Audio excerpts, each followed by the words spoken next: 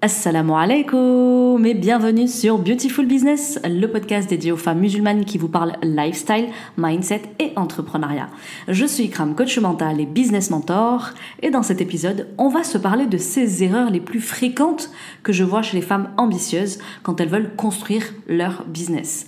Et c'est ça en fait qui en général va venir vous coûter beaucoup de temps, d'énergie et à terme même votre motivation.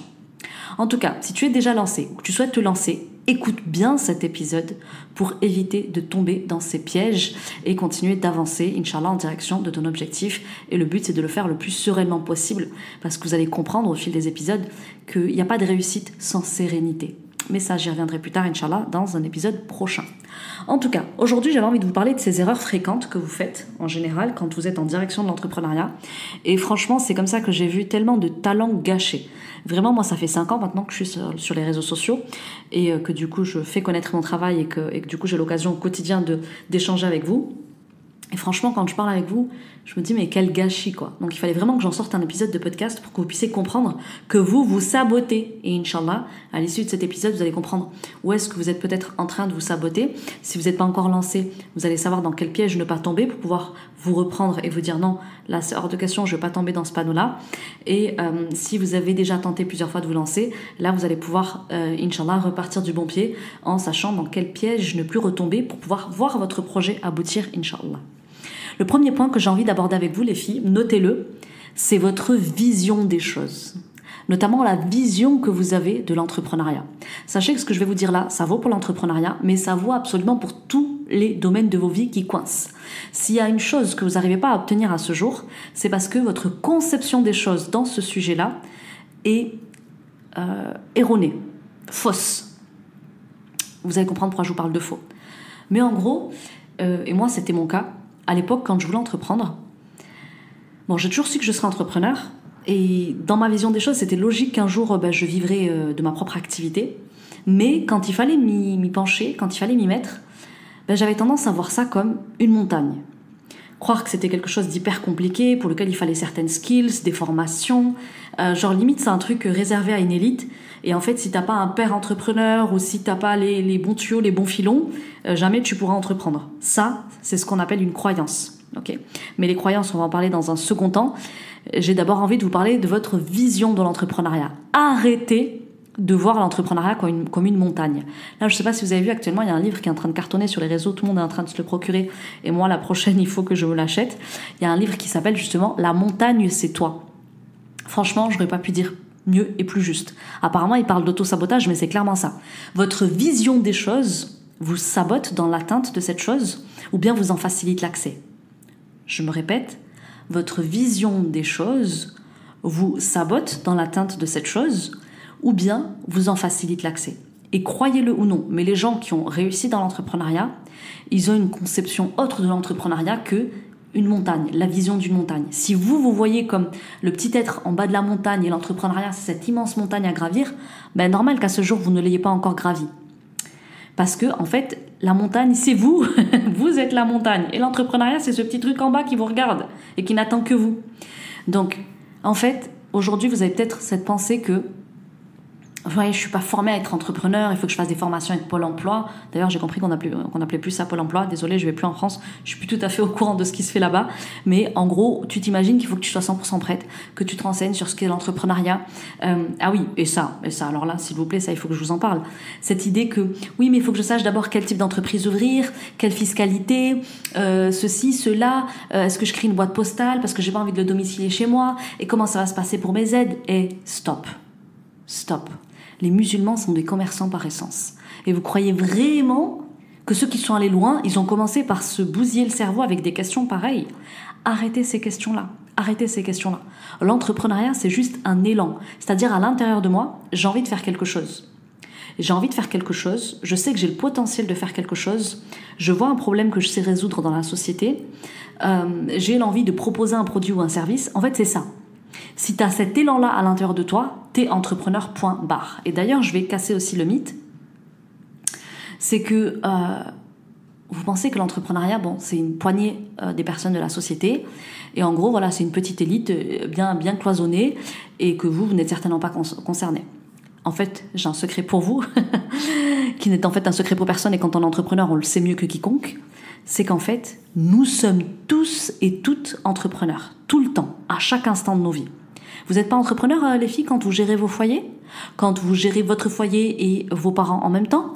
Quand vous devez gérer votre cycle et vos enfants en même temps? Quand vous donnez la vie, c'est pas un projet entrepreneurial, 9 mois de gestation dans votre ventre? Vous passez votre vie à être entrepreneur. Sauf que vous l'ignorez.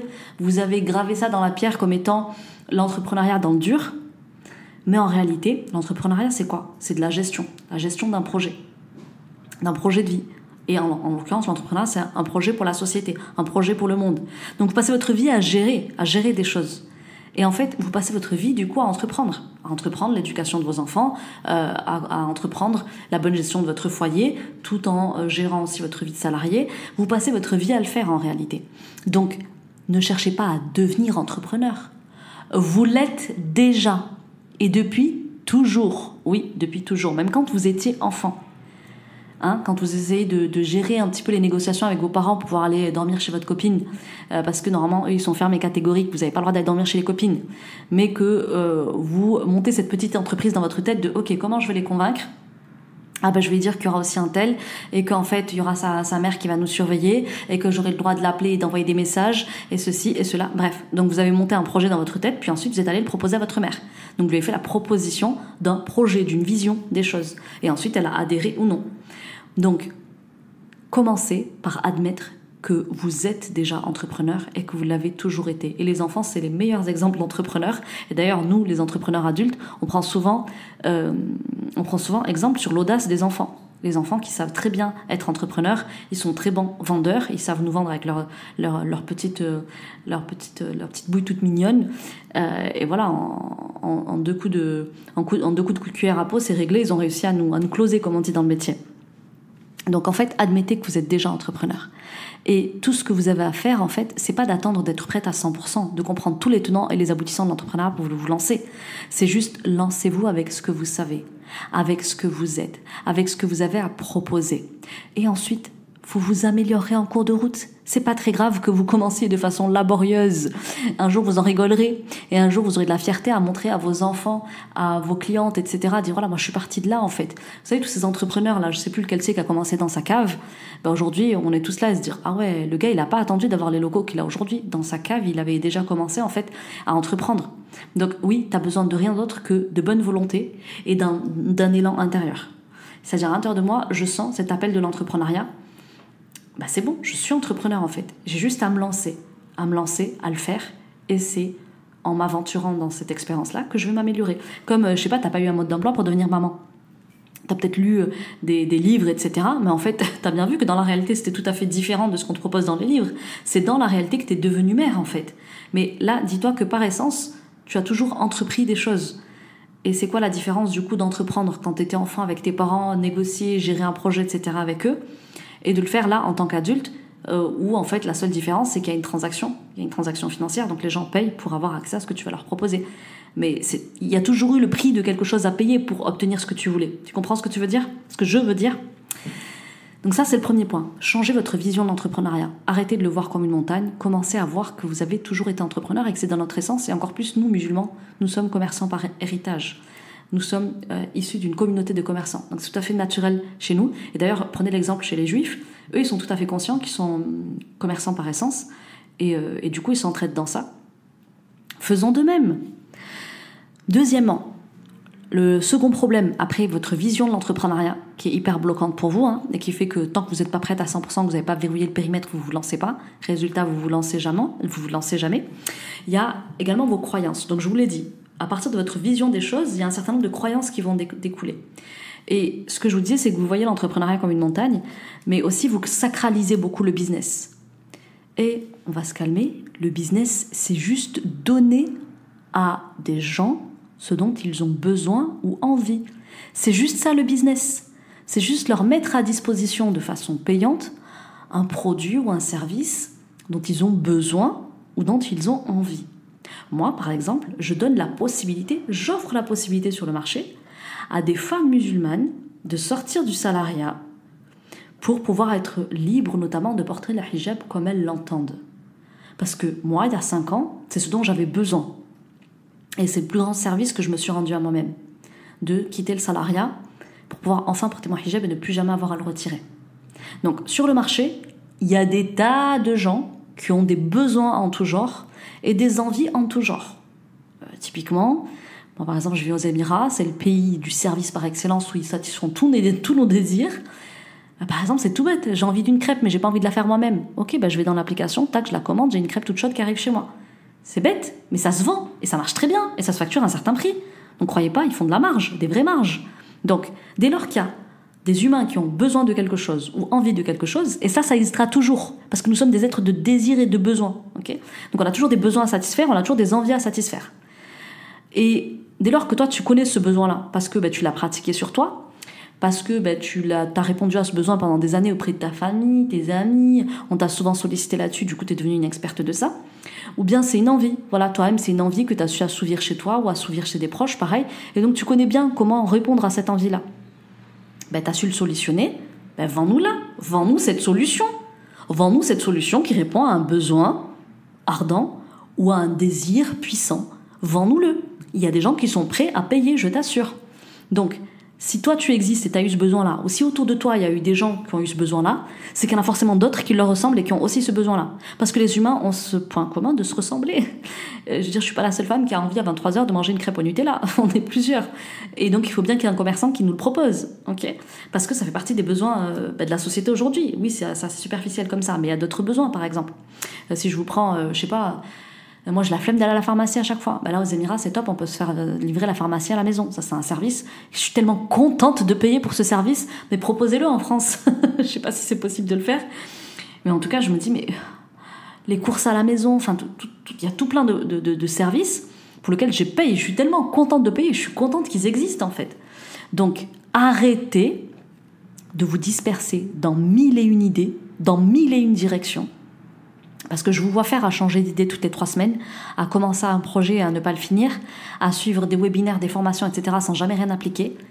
Trouvez-vous une place sur laquelle vous allez vous positionner. Choisissez une idée, une offre, un message et tenez-la jusqu'à avoir des résultats. Oui, si c'est vendre des crêpes au Nutella 7 jours sur 7, 24 sur 24, faites-le. Il y a bien des distributeurs à pizza là en France, vous savez, vers les stations lavage auto et tout là. Dans toute la France, tu peux rouler, tu as les distributeurs de baguettes maintenant et tu as les distributeurs de pizzas. Croyez-le non, ça se vend. Moi, j'aime bien les bonnes pizzas, mais des fois où t'en galères sur la route, t'es bien contente d'avoir ça. Et t'es contente de payer, même si voilà, c'est pas forcément excellent. C'est un certain prix, mais tu t'en fous, tu payes parce que t'as faim. Et donc, ces gens-là, ils ont réfléchi de manière stratégique à nous mettre une solution là où il risque d'y avoir un besoin. Donc, tenez un besoin, tenez une envie. Et souvent, c'est quelque chose que vous avez eu besoin de résoudre chez vous ou bien chez les gens autour de vous. Regardez ce que c'est. Regardez où est-ce que vous avez de la facilité à faire ça, de la joie peut-être à le faire, du plaisir. Tenez-la cette idée, tenez-la.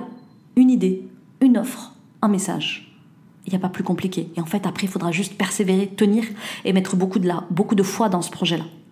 Donc ça, c'est mon deuxième conseil pour vous. Celles qui ont tendance à essayer depuis des années mais qui n'y arrivent pas, en général, votre problème, il est là. Vous êtes passé d'une idée à une autre en pensant que l'idée, elle était nulle, etc. Non, vous l'avez juste pas fait assez longtemps. Et certainement pas avec la bonne méthode aussi, qui est une idée, une offre, un message. Point, barre, je m'y tiens. Je m'y tiens jusqu'à ce que ça paye et qu'il y ait suffisamment de clients. Oui, peut-être qu'au départ, les clients ils vont arriver au compte-gouttes, 1, 2, 3, 4. Faites confiance au processus et ayez foi dans votre projet, surtout si vous êtes animé d'une bonne intention. Troisièmement, votre système de valeurs. Vous le savez ou non, mais les êtres humains sont mis en mouvement par des valeurs. Donc il y a les besoins qui nous tiennent, nos besoins, nos envies, mais il y a aussi ce qu'on valorise. Et la question que je vous pose là ici, c'est qu'est-ce que vous valorisez vraiment dans la vie ? Ça peut être le sport, l'alimentation, la religion, bref, chacune ce qu'on valorise en priorité. Genre quand tu ouvres les yeux le matin, tu penses à quoi ? Quand tu te couches le soir, tu penses à quoi ? C'est quoi qui a du sens et de l'intérêt pour toi ? Chacun a sa sensibilité et il n'y a pas à juger les sensibilités de chacun. En tout cas, tant que c'est dans le cadre, correct, enfin que c'est compatible avec notre religion, il n'y a pas de problème en vrai. Donc, par exemple, quand tu as du temps libre, c'est quoi que tu aimes faire ? Moi, par exemple, quand j'ai un rendez-vous qui s'annule, youpi, je vais pouvoir aller faire ceci, cela. Donc, en l'occurrence, moi, c'est les sciences humaines, c'est la religion, la psychospiritualité, et c'est tout ce qui est stratégie d'acquisition, de business, de ce genre de choses. Donc, dès que j'ai du temps libre, soit je fais ça, je me jette sur mon téléphone, je fais ça, soit je vais rouler en voiture et j'écoute ça. Bref, mon temps libre, il est passé là-dessus. Genre, j'ai une télé chez moi, je l'allume pas. Moi, c'est mon téléphone, YouTube, c'est Audible, les livres audio. Voilà, dès que j'ai du temps libre, je me dis, je vais pouvoir enfin creuser cette connaissance-là, ce sujet-là, autour de la psychospiritualité, autour du business. Et c'est ce qui me remplit de joie. Et c'est pour ça que j'en ai fait mon métier.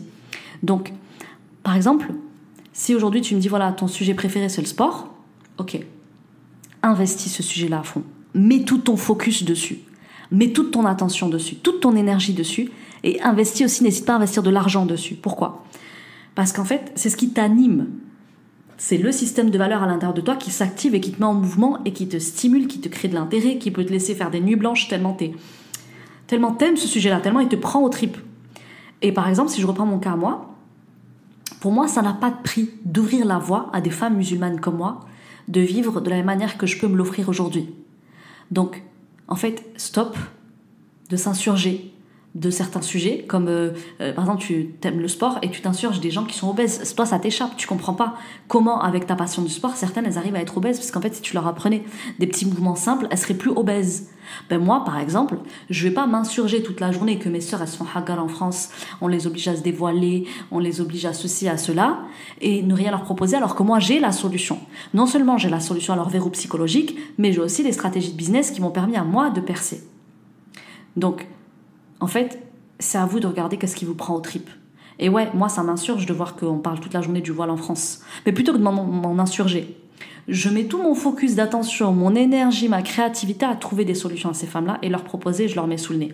Du coup, moi, ces femmes-là, je les plains pas parce que je leur dis, moi, je vous ai proposé des solutions. En fait, là, il y a le problème. Moi, je vous ai proposé des solutions. Soit tu viens, tu prends mes solutions, soit tu restes dans ton problème et je vais pas te plaindre si tu décides de rester dans le problème. Parce que je t'ai proposé une solution. Vous voyez ce que je veux dire ? Donc ça, c'est la manière dont moi je vis. Et aujourd'hui, le problème, c'est que... Et j'étais déjà comme ça quand j'étais salariée, subhanallah. Pour vous dire, c'est un état d'esprit, du coup. J'étais pas encore entrepreneur, que déjà, je pensais comme ça. Je comprenais pas les gens qui allaient manifester dans la rue. Parce qu'en fait, il y a soit tu passes ton temps à pointer le problème du doigt, soit tu trouves des solutions. Et à l'époque, je me rappelle, on manifestait, c'était avant le Covid, pour la hausse des prix du gasoil, je sais plus quoi. Et je les regardais et je me disais, mais je comprends pas. Genre, on tapait sur mon pare-brise quand on essayait de m'arrêter sur les ronds-points pour me donner leur prospectus et tout. Parce qu'en fait... il y a quoi comme solution ? En fait, ils nous imposent leur prix. Okay ? Donc, soit on se bagarre avec eux dans un bras de fer pour essayer de faire baisser leur prix, soit on augmente notre niveau de vie. Et à l'époque, j'étais salariée, je peux vous dire, j'avais pas un salaire mirobolant, mais je savais que je n'acceptais pas le salaire qu'on m'imposait. On n'acceptait pas de négocier mon salaire avec moi. Donc, ma seule solution, c'était qu'il fallait que j'augmente mon niveau de vie. Je savais que j'allais le faire à un moment donné quand je ne savais pas, mais pour moi, c'était évident que j'allais pas dépendre de ce système qui va me dire combien j'ai le droit de manger tous les mois, en fait. Et est-ce que je peux me déplacer ou pas en fonction des prix qui fixent au gasoil ? Vous voyez ce que je veux dire ? Donc, investissez dans vos valeurs. Si c'est le sport qui vous tient à cœur, mettez-vous-y à 100%. Si c'est la psycho, allez-y à 1000%. Si c'est le business comme moi, faites-le. En fait, faites-le. Arrêtez de vouloir économiser à essayer de grappiller des infos ici et là pour ne pas investir véritablement en vous. Ce que vous devez faire à la place, c'est formez-vous auprès des personnes qui font déjà ça. Investissez en vous, dans un mentorat, une formation, un coaching, et allez dépêchez-vous de proposer ça sur le marché. Parce que, croyez-le ou non, mais il y a un marché à prendre. Si vous ne le prenez pas, quelqu'un le prendra. Parce que la nature a horreur du vide. Il faudra qu'à un moment donné, quelqu'un vienne proposer une solution à ça. Et si c'est pas vous, quelqu'un d'autre le fera. Et ce sera tant pis pour vous. L'entrepreneuriat, 4e point, c'est aussi une décision. Et tout à l'heure, j'en ai déjà un petit peu parlé, plus haut, quand je vous ai dit, vous passez d'une idée à une autre, c'est qu'en fait, vous n'avez pas vraiment choisi. En fait, tu sais très bien ce qui t'anime et ce qui te maintient éveillé la nuit, ce qui fait que tu peux rester des heures à en parler. Tu sais très bien parce que tu le fais naturellement. Et on a tous ces sujets de prédilection. Et une fois que non seulement tu as choisi un sujet de prédilection et que tu arrêtes de passer du coq à l'âne, il va falloir aussi que tu prennes une décision. Celle d'entreprendre franchement. Par exemple, moi, il y a quelques années de ça, donc il y a plus de 5 ans, je vous ai dit, j'ai toujours su au fond que je serais entrepreneur. Pour moi, la vie de salarié, c'était pas fait pour moi, ni par rapport à l'autorité. Donc, je n'étais même pas encore voilée à l'époque, depuis toute jeune. Je savais qu'un jour j'allais me voiler, donc forcément, à un moment donné, il y aurait une incompatibilité. Mais du coup, avant même ça, je me suis toujours dit, moi, je suis pas faite pour recevoir des ordres, pour qu'on m'impose un salaire, des horaires, une certaine autorité sur moi et tout. Je suis pas faite pour ça. Et je pense que c'est la fitra, en fait, qui n'accepte pas, ce cadre rigide qui est contraire à notre horloge biologique, surtout en tant que femme, et à notre rythme circadien. C'est-à-dire qu'Allah, il nous a créé suivant une certaine horloge biologique, surtout nous les femmes, on est cycliques, Et le modèle de société qu'on nous propose, que ce soit en Europe ou même ici, maintenant ça s'est étendu partout, hein, c'est un modèle qui n'est pas viable pour une femme. Donc j'ai toujours su que j'accepterais pas. Déjà l'école pour moi c'était lourd, enfin, c'était un fardeau l'école. Je me disais mais c'est quoi ces journées qu'on fait? Elles me tuaient les journées d'école, c'était waouh, c'était imposant.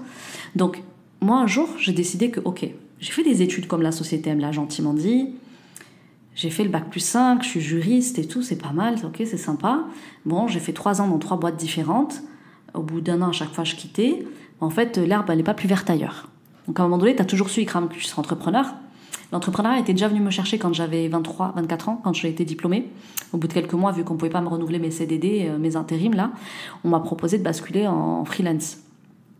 Et subhanallah, ça m'avait fait peur. J'avais commencé à chercher le nom d'entreprise. J'avais fait typiquement l'erreur du premier point. J'avais commencé à chercher mon nom d'entreprise, LGH Conseil, puisque je m'appelle Ikram Lagdash, donc j'avais mis LGH Conseil. Ça, c'est un truc de débutant aussi. Vous aimez trop mettre vos initiales. Mais comment je rigole avec mes clientes quand elles me font ça, je leur dis, allez, il y en a toujours une qui tombe dans ça. Dans les métiers du conseil, c'est pas trop dérangeant. Mais dans les autres métiers, s'il vous plaît, on n'a pas besoin de votre nom, prénom. C'est pas du tout obligatoire. Bref, ça, c'est un autre sujet. Mais du coup, je me suis dit, bon, t'as toujours su au fond de toi. À 24, 25 ans, ça m'impressionnait. D'ailleurs, celles qui sont entrepreneurs à 22, 23 ans, vous savez même pas comment je vous admire. Et ceux qui le sont encore plus jeunes, encore plus. Parce que moi, 23, 24 ans, ça m'impressionnait. Et si j'arrive pas à gérer, et les déclarations à l'URSSAF, et nanani, et je risque de tout perdre, et les impôts, et voilà, toutes les peurs bien franco-françaises qu'on nous a mis dans la tête en mode, quand t'es entrepreneur, tu dois payer des impôts, et quand t'es entrepreneur, tu as des déclarations à faire, et machin. Et ça me faisait flipper. Je vous assure, ça m'a tenu, hein. Donc du coup, j'ai osé me lancer à l'âge de 27 ans. Et là, en fait, c'était un trop-plein. Genre, je me suis dit déjà l'arnaque des études. On m'a fait croire que j'allais faire partie de l'élite de la société avec un bac+5, respectée et tout. Et j'étais mieux respectée quand j'étais femme de ménage en tant qu'étudiante. Le poste où j'ai été le mieux respectée, c'est quand j'étais femme de ménage. On me disait merci. Alors que j'ai travaillé juste après à H&M en tant que vendeuse. Je me rappelle une fois, je papotais en caisse. Ouais, je suis une bavarde.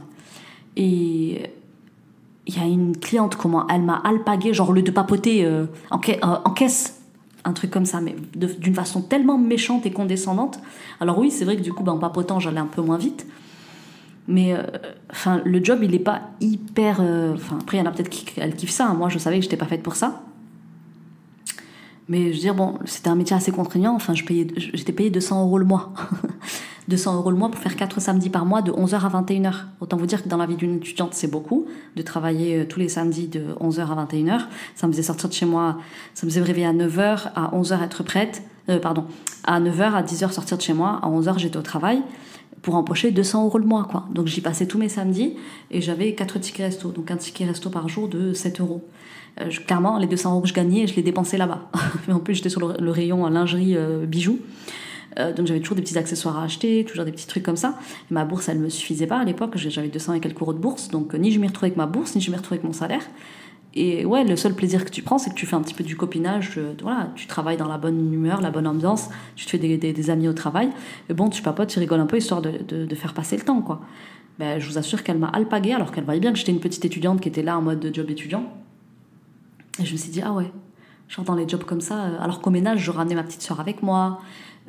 Ils étaient hyper bienveillants, hyper avenants. Ils s'étaient dégoûtés de passer sur mon ménage, genre quand c'était encore mouillé.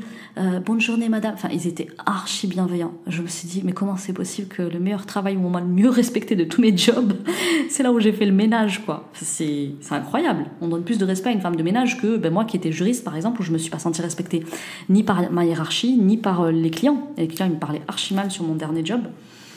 Et les supérieurs, ouais, le dernier job, j'ai convoqué mon boss dans le bureau. J'ai inventé un concept, un jour je vous raconterai. Bref, donc du coup, tout ça pour dire qu'à un moment donné, je me suis dit, en fait, stop, c'est une mascarade. À un moment donné, le problème, c'est pas le job, c'est moi qui ne suis pas compatible avec ça. Donc vu que c'est moi qui ne suis pas compatible, c'est à moi de partir. Et de toute façon, j'ai toujours su que j'étais entrepreneur au fond. Donc j'ai pris la décision, j'ai dit, stop, maintenant ça suffit. En plus, c'était en plein mois de Ramadan, et vous savez, alhamdoulilah, on jeûne et la foi, elle se fortifie. Et je me suis dit, ya Allah, c'était les 10 derniers jours de Ramadan, d'où moi j'accepte ça. Ya Allah, je n'accepte plus cette vie-là pour moi. Donc c'est la première chose que j'ai commencé à dire. C'est, Allah, je ne veux plus jamais avoir à retirer mon hijab pour n'importe quel employeur. Je ne veux plus, je n'accepte plus. Donne-moi un job dans l'immobilier ou autre chose, quelque chose qui me plairait, qui aurait du sens pour moi, dans lequel j'aurais plus besoin d'enlever mon hijab, dans lequel j'aurais plus besoin de rattraper mes prières très tard le soir en rentrant. Ya Allah, donne-moi. Et je peux vous dire que cette dua, je l'ai fait, mais du plus profond de mes tripes. J'en ai chialé. Et subhanallah, je me suis réveillée ce matin-là. Donc là, c'était durant le dernier tiers de la nuit, nuit impaire des derniers jours de Ramadan 2019. Et je me suis réveillée le matin. Les opportunités étaient là. Il y avait une opportunité justement dans l'immobilier. Je me suis dit, alors là, si Allah il me fait pas un clin d'œil, parce que moi je m'étais toujours imaginé rentière avec des appartements, je m'étais dit, voilà, allez, je vais bosser dans le salariat jusqu'à mes 30 ans, et après, je serai rentière en immobilier. Je pensais genre que j'allais gagner des milliers des cents dans l'entrepreneuriat. Je pensais que ça allait me permettre de faire d'acquérir des biens immobiliers sans crédit, sans riba, parce que bien sûr, dans ma tête, c'était exclu les riba. Et du coup, j'ai pas tenu jusqu'à mes 30 ans. À 27 ans, j'en pouvais plus déjà du salariat. Et du coup, subhanallah, l'opportunité, elle était là. Et en plus, moi, j'y voyais le clin d'œil qu'Allah, il m'a ouvert une formation qui était en lien avec l'immobilier, qui permettait d'être justement sous l'OR pro sans riba, donc rentière sans crédit. C'était ça la promesse. Et là, je me dis, je suis sûre, c'est le clin d'œil qu'Allah, il me fait là. J'ai fait istikhara, j'ai acheté. Alhamdoulilah, j'ai monté ma première boîte. Et là, je vois que je génère mon salaire de juriste. Je me dis, ah ouais, genre avec l'entrepreneuriat, il y a moyen de générer son propre salaire. Il n'y a plus besoin de passer par un employeur qui te casse la tête tous les jours, qui te met des horaires, un cadre difficile, Moi, personnellement, j'ai été chronométrée quand j'allais aux toilettes, les filles. Hein. Je sais pas vous, racontez-moi d'ailleurs sous l'épisode de podcast les anecdotes drôles que vous pouvez avoir. Mais moi, c'était en mode t'es parti depuis combien de temps là? Parce qu'en plus, c'était un centre d'appel juridique, donc le téléphone, il faisait que sonner toute la journée. Donc on était une armée de juristes et c'était un peu les urgences juridiques par téléphone. Je suis allée aux toilettes et je suis une femme. Enfin, je vais pas te dire ce qu'une femme elle fait aux toilettes quand elle dit reste longtemps. Enfin, voilà. Et il m'a dit, ouais, mais je t'ai vu aller voir le secrétariat. Bah oui, ils m'ont vu passer, ils m'ont interpellée. Bah, du coup, je suis allée leur dire bonjour, enfin, poliment, quoi. Lui, il croyait que je perdais mon temps, en fait, pour pas travailler. En fait, c'est ça qu'il s'imagine. Bref, donc du coup, moi, j'ai vu une opportunité, je l'ai saisie. Je dis, je sais ce que je ne veux plus et je sais ce que je veux. L'opportunité, elle est là, je la prends. Ça veut dire investir de l'argent en moi. À l'époque, c'était 900 € cette formation, j'étais la première à l'acheter. Franchement, c'est un coût quand t'es salarié et que ça représente la moitié de ton salaire. Mais je me suis dit, en fait, je sais ce que je ne veux plus. J'ai demandé à Allah, il m'a fait un clin d'œil en me donnant une formation en lien avec l'immobilier et la vie que j'avais toujours imaginée. C'est bon, fais confiance, Ikram, vas-y. J'ai fait istikhara, j'y suis allée, j'ai acheté. Et alhamdoulilah, pour rien au monde, malgré les peurs, les doutes, les hésitations, des fois, franchement, des fois, l'entrepreneuriat, il y a des choses pas faciles. Hein, faut pas croire, c'est pas tout beau, tout rose. Alhamdoulilah, Allah m'a permis de ne plus jamais faire marche arrière. Ça fait plus de 5 ans que je suis entrepreneur. Et pour rien au monde, je changerai de vie. Même si parfois c'est difficile, même si parfois t'en as marre, même si en fait t'en auras marre partout. Donc je préfère être dans un cadre qui me respecte, qui me permet de porter mon hijab, qui me permet d'être en hijra, qui me permet de prier à l'heure, qui me permet ceci, qui me permet cela. Là par exemple, vous voyez, je me suis arrangée pour tourner cet épisode de podcast. Là, l'adhan vient de retentir. Vous l'avez pas entendu parce que je suis avec mes AirPods. Mais voilà, là, l'adhan, il vient de retentir dans 5 minutes. Je vais poser et je vais aller prier.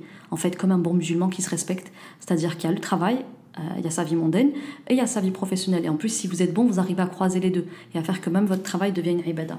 Donc, en tout cas, prenez une décision franche, entière. Décidez de ce que vous ne voulez plus. Choisissez ce que vous voulez. Et l'entrepreneuriat, ça va juste être le moyen qui va vous permettre de le faire. Et quand vous êtes conscient de ça, du coup, vous faites tomber tous les enjeux derrière l'entrepreneuriat. Moi, à la base, c'était pas l'entrepreneuriat qui me faisait triper. C'était le fait de plus jamais avoir retiré mon hijab et de pouvoir créer mon propre cadre. Et dans ce cadre, ça voulait dire notamment me soumettre à Allah et prier à l'heure.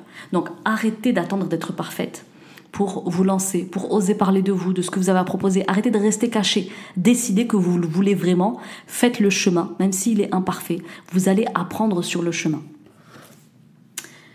Il ne tient qu'à vous de décider. 5e, et je ne vais pas tarder à clôturer l'épisode parce que vous l'avez compris, c'est l'heure ici de l'Maghreb. Je vais vous parler des actions. Les actions que vous posez. Dans l'entrepreneuriat, il y a des actions franches, il y a des actions hésitantes, il y a des actions incohérentes. Et quand vous avez du mal à percer dans l'entrepreneuriat, c'est que vous n'agissez pas forcément conformément à ce que vous-même vous attendriez si vous étiez votre propre cliente. En fait, imagine-toi que tu as ce problème que tu proposes de résoudre. SOPK, chute de cheveux, je sais pas ce que c'est, bref, peu importe le problème que toi tu sais résoudre aujourd'hui. T'aimerais pas en fait qu'il y ait une nana hyper sympa qui vienne régler ça chez toi, comme s'il s'agissait de sa propre vie à elle. Donc je sais pas, par exemple, tu règles le problème de chute de cheveux.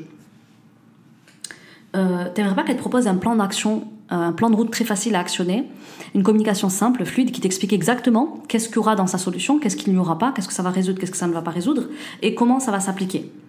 Mais en fait, si, je pense que t'aimerais. Donc bien sûr que tu vas payer d'ailleurs pour ça. Donc en fait, il s'agit d'imaginer une solution qui communique à la fois de façon totalement transparente sur ce que ça va inclure, et ce que ça va exclure, et aussi sur comment ça va se solutionner et de quelle manière. Donc, par exemple, moi je vous donne un exemple tout bête.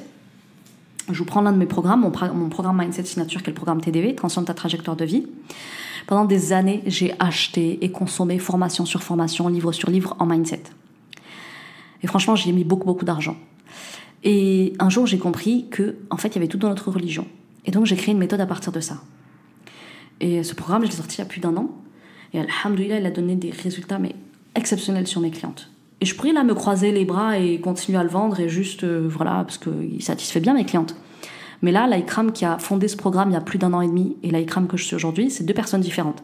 Et aujourd'hui, la manière dont je transforme ma trajectoire de vie au quotidien, parce que l'idée d'être un humain, c'est pas de tous les jours être la même personne. C'est de chaque jour mourir à soi et renaître d'une façon encore plus belle le lendemain. Et aujourd'hui, j'applique des méthodes que je n'avais pas encore quand j'ai créé la méthode TDV. Et bon, je réajuste avec mes clients parce que du coup, elles ont un groupe Discord où je leur donne plein d'astuces et tout au quotidien. Mais là, j'ai tellement changé, j'ai tellement actionné de nouvelles méthodes que pour moi, ce programme, il reste magnifique, mais il est devenu obsolète. Et donc, je pourrais tout à fait continuer à encaisser sur ce programme et agir comme si de rien n'était. Mais moi, au fond de moi, je sais que par exemple, la Ikram d'il y a 5 ans, si je lui donnais le programme, la TDV, elle arriverait à faire quelque chose avec et franchement, elle prendrait plein de raccourcis. Mais si je lui donne ce que je sais moi aujourd'hui à l'instant T, comment vous dire, elle va passer de l'Ikram de 2019 à 2025 en 6 mois au lieu de 5 ans. Vous voyez ce que je veux dire? Donc en fait, c'est ça l'idée. Donc je fais ce que j'aimerais pour moi-même. C'est-à-dire que oui, l'Ikram d'il y a 5 ans, elle aimerait tellement avoir tous les raccourcis que moi je tiens aujourd'hui. Parce que je les ai appliqués sur moi et qu'en 1 an et demi, j'ai essayé tellement de choses, j'ai lu tellement de choses, j'ai appris tellement de choses, j'ai eu tellement de prises de conscience, j'ai accompagné tellement de clientes que je vois les raccourcis nouveaux que je peux lui faire prendre. Donc oui, mon programme actuel, il lui fait prendre déjà des raccourcis. Mais c'est pas parce que le programme, franchement, il a un prix, c'est une bouchée de pain par rapport à ce que ça représente à l'intérieur. Mais honnêtement, ce que j'ai à lui transmettre, pour moi, ça vaut tout l'or du monde. Et j'aurais tellement aimé qu'on me donne directement le raccourci le plus efficace. Donc voilà, donc en fait, moi, je cherche pas à plaire aux clientes. Je me dis juste, est-ce que moi, ça me plairait de recevoir ça? Est-ce que c'est ça qui m'aurait vraiment aidé à l'époque où j'avais ce problème-là? Est-ce que ça, c'est le chemin le plus court et le plus efficace que j'offre aujourd'hui à ma cliente? Donc sans cesse, je repense mes programmes et je les réajuste en fonction de l'Ikram que je suis aujourd'hui et de ce que j'ai vu qui a marché sur mes clientes et j'enlève ce qui n'a pas marché, en fait, tout simplement. Donc voilà, donc osez être clair sur à qui vous vous adressez, ce que vous avez à leur proposer, le résultat que vous allez leur donner. Et osez avoir un positionnement qui est précis. Assumez votre niche. Oui, je sais que c'est pas facile, par exemple, d'assumer des niches comme les femmes musulmanes, les femmes enceintes, les athlètes. Bref, toutes les niches, elles ont en fait une difficulté potentielle et des avantages potentiels. Mais en fait, ne parlez pas à tout le monde. Parlez à la personne avec qui vous raisonnez, avec qui vous vous entendez, que vous avez plaisir à aider et pour qui vous avez plaisir à solutionner des problèmes. En tout cas, si vous avez aimé cet épisode de podcast, je suis obligée de vous dire que, ouais, si tu veux éviter toutes ces erreurs, si tu veux avancer plus vite et plus sereinement, laisse-moi te dire qu'il y a un endroit privilégié que j'ai créé. C'est le challenge business de rêve qui revient, mais cette fois-ci dans sa version Summer Edition. Un bootcamp intensif. 3 jours en accéléré pour découvrir ce que normalement j'enseigne en 5 jours.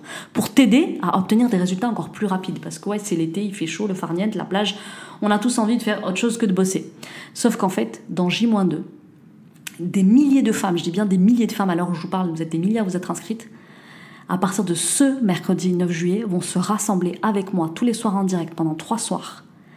Et elles vont apprendre ce qu'il va leur falloir en tant que femme musulmane pour entreprendre de manière éthique, avec foi et avec clarté.